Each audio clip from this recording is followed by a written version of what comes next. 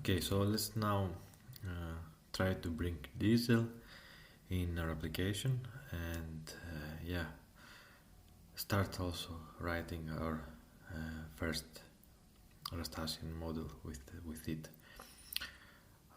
First of all, we will specify the missing dependency here, which is a dependency to Diesel, but also a dependency to the connection pool that we will use. This is called R2D2, and this crate will take care of the connection pool, basically maintaining some database connection open and then passing them to the application while the application is running. So we will need R2D2 support in both Diesel and also Rocket. Thankfully for Rocket there is a contrib module for that. For Diesel there is no need for additional module. We just need to specify it and enable it in the features flag of Diesel while specify the dependency. So I will paste the two dependencies here. Okay, Diesel, Diesel dependency version 1.4. Right now version 2 is also available, but unfortunately this our release candidate doesn't support 2 yet. The next release candidate that will be released, or hopefully the Rocket full version, will definitely support Diesel version 2. It might be for your case that you can get away with 2, but me for now I have to specify 1.4. And then we have two features enabled: SQLite, of course, because this is the database we will use, and R2D2, which will take care of the connection pool. And now for the Rocket side, we have this contrib module. It is called Rocket Sync DB Pools, and here we have to turn off the default features and enable the Diesel SQLite pool feature, which will basically tell this to maintain a database pool for Diesel SQLite connection. And this one is also a release candidate version. When we have a full version of 0.5, probably we can drop this RC suffix here, but yeah, for now I will keep it along with 1.4 Diesel version. And now that we have our dependencies figured, we should have now ways to specify our database connection in our program. So back to main rs file, and we will add the extend crate of Diesel up here, and also extend crate for the other module that we will use for the pools. So this one, and for this one we will also add macro use, since we will need a macro for that.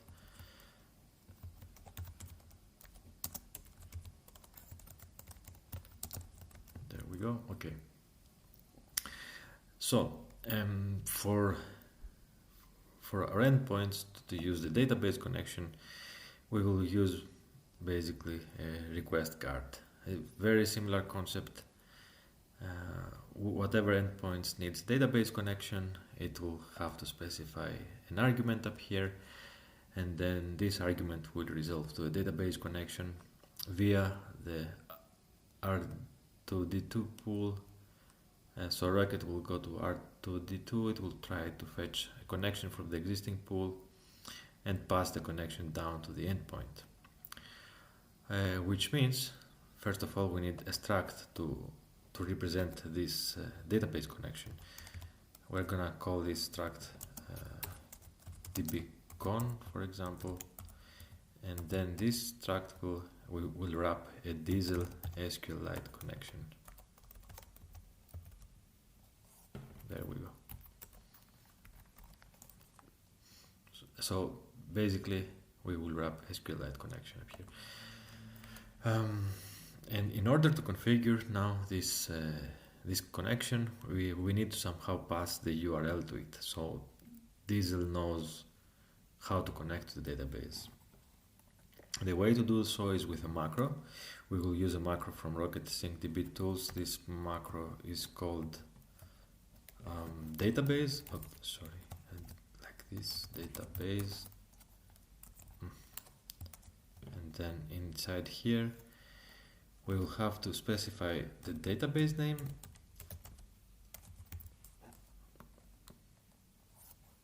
I will remove this use statement that was auto-included in the editor. Yeah, so we have a mechanism here now that is a Rocket mechanism, which is basically an additional file that we need to create. It's called rocket.tomo.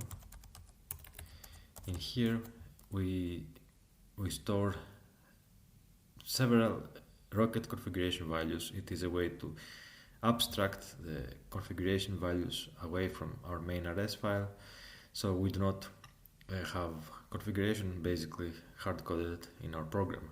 It is extracted into a rocket.toml file, and then this can be different per environment, because for different environments, for example, we'll have different database connection or database credentials altogether. So we don't want to put these credentials or the path to our database directly in here. Instead, we will refer to a config value in rocket.toml via this string. So we will make this configuration value. It's like global databases, and in here we will paste this here, the SQLite path, but yeah, we will call it just SQLite because that's how we refer to it up here. So this string will resolve to it will try to look in the database section for a key named exactly like this, and then in here we have to specify the URL to the database. We could in theory have also a MySQL database, and in the URL we also have the credentials or Postgres or whatever else. But yeah, since we have SQLite, we just need to specify the path here, nothing else. Okay, so this will check the URL and pass it down to this SQLite connection. The connection will be achieved if, of course, we configured everything correctly, and then it will be available via dbcon struct. This struct, then we can have it passed down to our endpoint, to our functions as an argument, like we did with basic auth, for example. We can call it like dbcon, like this. See, I prefixed db with underscore because we will not use it for now, just to prove that we can pass it in here. And then one additional final detail is we need to mount it here via the attach method. So this attribute up here, this database attribute, will also provide a fairing method to our struct, and this fairing method will be used to attach it to the rocket that we are building in the main function. So dbcon, then we will call the fairing. This is a way to attach fairings, this concept of rocket. Our database connection is a fairing, we attach it to rocket, and then this will make it available to our endpoints. So we have quite a few concepts involved here, but they are very similar to what we did for basic auth, more or less. Although we didn't have to register basic auth specifically here in the main function. For the database, we'll have to do it like this, and then we can pass this database like we did for basic auth. And of course, we also have some magic going on in here with the database connection pool, but this is something we do not have to worry about. Okay, let's try to compile our program and run it.